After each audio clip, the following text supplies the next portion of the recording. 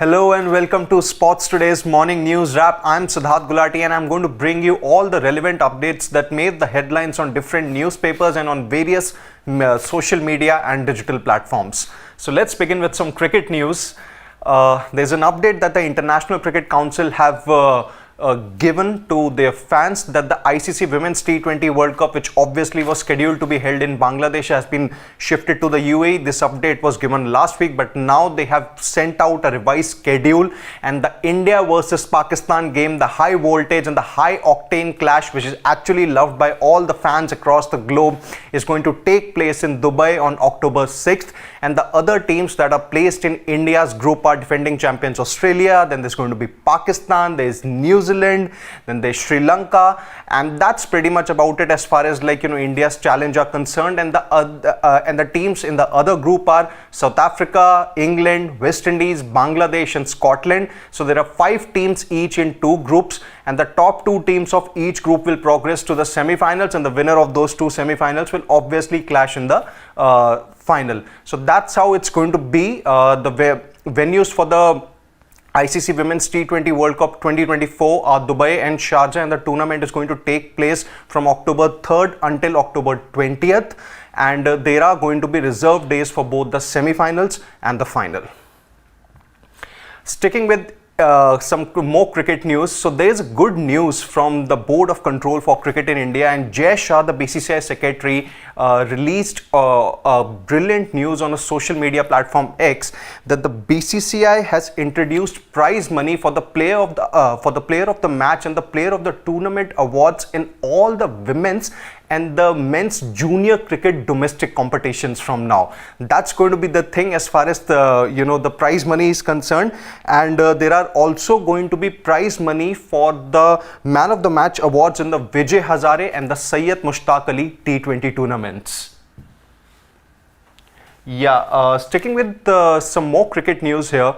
So Rahul, who is currently the captain of the Lucknow Super Giants franchise in the Indian Premier League, met with the owner of the LSG franchise, Sanjeev Goenka, to have a discussion about Rahul's possible retention and the team composition, because the auction that is going to take place ahead of the IPL 2025 is going to be a mega one, wherein there's going to be a complete restructure of all the teams, and that's where this meeting reportedly took place in Kolkata, wherein Rahul's possible retention was discussed, and as far as their team composition is concerned, there was a discussion about who they would want to retain. So there are no I would say any news report as such as to if it has been revealed whether KL Rahul will be retained or not, but there were discussions around it, and the BCCI is yet to release a final update on whether a mega auction will actually take place or not, or what's going to be the retention policy, how many teams would be allowed to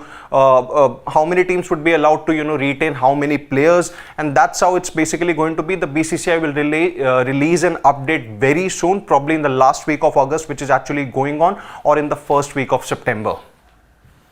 And some more cricket news, but from the Afghanistan cricket circuit now. So Rashid Khan will miss the one-off test against New Zealand that is going to take place from September 9th until September 13th in Greater Noida due to not achieving peak fitness for a test match. So Rashid Khan suffered a hamstring injury ahead of the 100 tournament in England, and he's recovering well, but at the very same time it has been revealed that he requires a lot more match practice to be fit for the test cricket, and that's why he's going to miss that one-off test against New Zealand. So Rashid Khan is expected to be back for the 3 ODI series against South Africa, which is going to take place in UAE in September.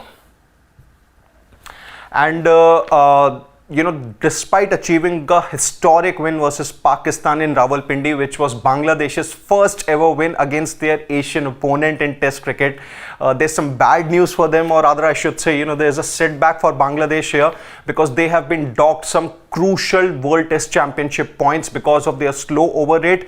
Bangladesh have been docked 3 points, and Pakistan on the other hand have been docked 6 points. It's going from bad to worse for Pakistan, who are yet to win a test at home in more than 3.5 years now. So that's pretty much the case. And as far as Bangladesh are concerned, well, their premier all-rounder Shakib Al Hasan has been fined 10% of his match fee and has been handed a 1 demerit point for throwing a ball near Mohammad Rizwan's head, which was basically termed inappropriate or dangerous as far as ICC rules are concerned, and he has accepted the sanction.